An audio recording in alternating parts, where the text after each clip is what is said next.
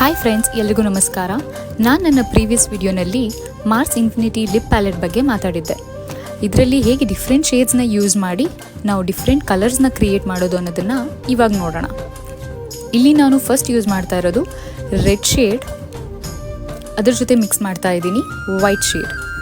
Red and white mix ಮಾಡೋದ್ರಿಂದ we gonna get a beautiful pink shade which is not there in the palette. Here you go. Next I'm gonna use red and black. Red and black is nice combination. ಇದೆರಡನ್ನ mix ಮಾಡೋದ್ರಿಂದ we gonna get a nice maroon shade. ಇದನ್ನು ನಾವು ರಿಸೆಪ್ಷನ್ಸ್ಗೆಲ್ಲ apply ಮಾಡ್ಬೋದು.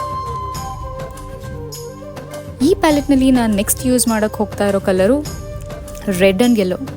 What an opposite combination ಅಲ್ವಾ? ಈ ಎರಡು ಕಲರ್ನ mix ಮಾಡೋದ್ರಿಂದ we gonna get orangish red which suits all skin tones. Hope you like this video. ಈ ವಿಡಿಯೋ ಇಷ್ಟ ಆದರೆ ಲೈಕ್ ಮಾಡಿ.